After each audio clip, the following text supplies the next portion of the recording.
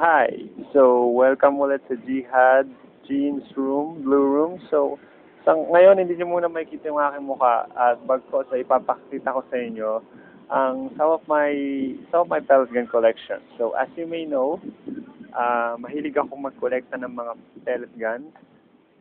So, ngayon papakita ko sa inyo yung mga ilan sa aking mga collection kasi yung iba is either naiwan sa Cavite or nasira na. So, ito yung mga buo pa hanggang sa ngayon. Papakita ko sa inyo. At, tawag dito. Nga pala, gun safety lang tayo mga tol. Lahat po ito is mga plastic lang po. So, lahat hindi po ito totoo.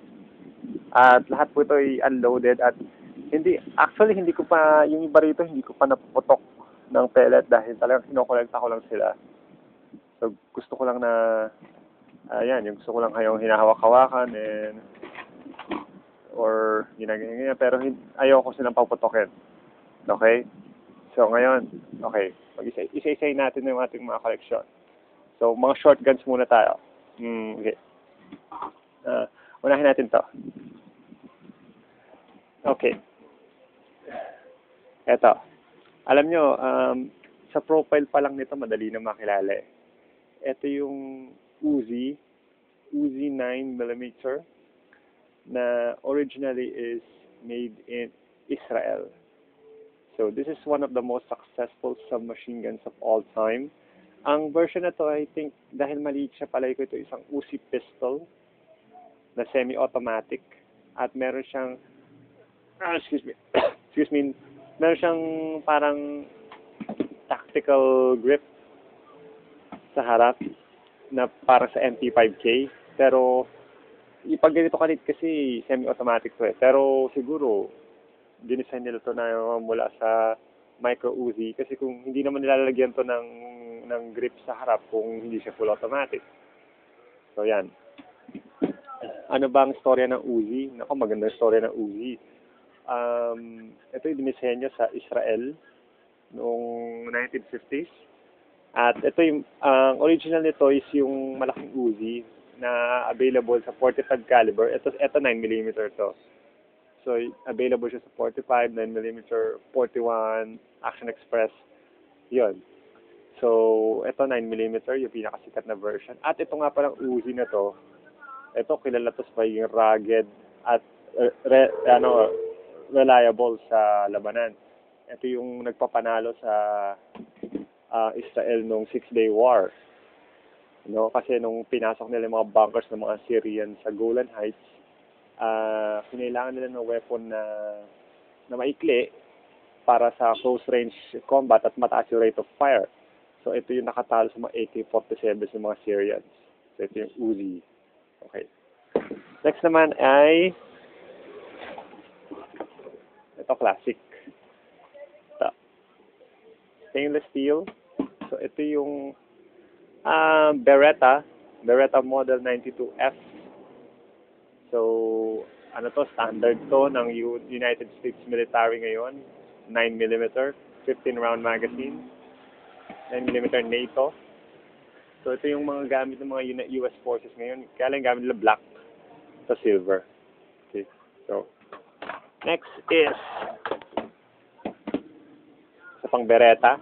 Hindi ko alam kung anong model to, pero Beretta siya. Hawak pa lang, Beretta na. So, check ko muna. Research ko kung anong model to. Next is ito, classic pellet gun called Double Eagle. 45 caliber. So, gawa ng Colt USA. Actually, dalawa yan eh. Yeah. Partner yan eh. So, gusto ko tong Double Eagle na to kasi meron ako istorya sa inyo. Nung nag-airsoft war games pa ako, meron kami Springer tournament. At ang ginamit ko lang itong Colt Double Eagle at nakapatay ako ng 5 tangos. Ito lang gamit. Okay. 5 yun napatay ko. Springer pistol war yun. So, ang natalo nito yung mga mamahaling KWC, yung mga mamahaling yung mga Tokyo Marui, natalo nito. Okay. So, sige. Nga pala, ito nga pala, 50 pesos lang to. Next is, ito yung nag-iisang, sa collection ko sa ngayon, ito yung nag-iisang 45 caliber. Ito yung OPS MRP na isang modified Israeli pistol na 45 caliber siya na merong rail sa ilalim. Ayun, nakikita niyo naman. Para po siya kapitan ng laser, flashlight. So yun, 45 caliber. Palay ko high cap to eh. Kasi makapal tong grip niya. So high cap. High capacity magazine. Mga 14 rounds siguro. Ito, isa na namang submachine gun. Basically, ang tawag ito is machine pistol. Ito yung Mach 10 Ingram na inimbento ni Gordon Ingram mula sa United States. At kung makikita niyo, meron siya suppressor. Ito yung submachine gun na napakataas ng rate of fire. 9mm to. 9mm parabellum, yung kanyang bala. Napakataas na rate of fire nito, nasa 1,000 yards. 1,000 rounds per minute. Pero, pero ang disadvantage niya, hindi siya ganun ka-accurate.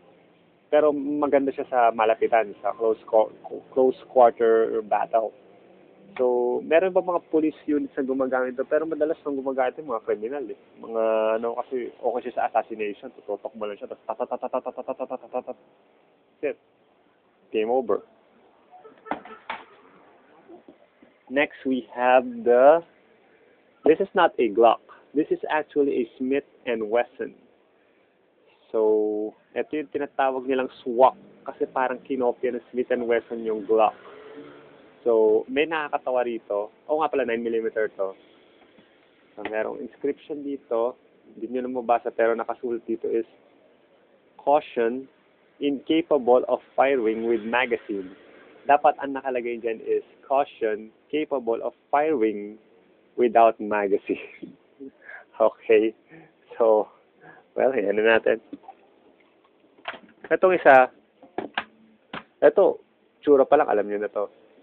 Ito nga pala Desert Eagle. Kaya lang, itong Desert Eagle na to, tingnan niyo mabuti. May napapansin ba kayo? Maliit. Maliit siya, no? At tingnan niyo yung uso. Diba? Parang 22 caliber yung Desert Eagle. Pero alam naman natin, pag Desert Eagle, mga caliber niyan. 357, 44, 50 caliber na Action Express. So ito tatawag kong Baby Desert Eagle. Okay. At finally, hindi pa pala, ito pa. Teteng! Itong katawag na Derringer, 2-shot. So, 2-shot Derringer sa real life, pero ito, unlimited shot siya. Isa lang yung barrel niya. Pero sa totoong buhay, 2 shots lang to, backup gun, tagag lang. At ito na. Ito yung pinaka-paborito ko. Sobrang paborito ko rito. Tinan nyo, may sarili siyang holster. Ito nga pala ay my favorite gun in the world. Ito ang diba? Kakaiba yung tsura niya, diba? Ito nga pala ang model ng AMT 44 Magnum 44 Magnum Automag. Tingnan niyo mabuti. So, itong baril na to is, ang pinakaputok nito is 44 Auto Magnum round. Na medyo cut down, medyo pinahinang version ng 44 Smith & Wesson Magnum round sa mga revolvers. Pero, halos ganun din kalakas.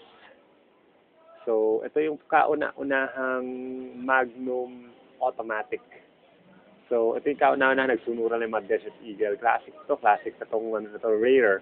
So, yung mga totoong ganito is napakamahal. So, ito yung ang swerte ko kasi nakita ko ito ng pellet gun na na mura lang, na 100 plus lang.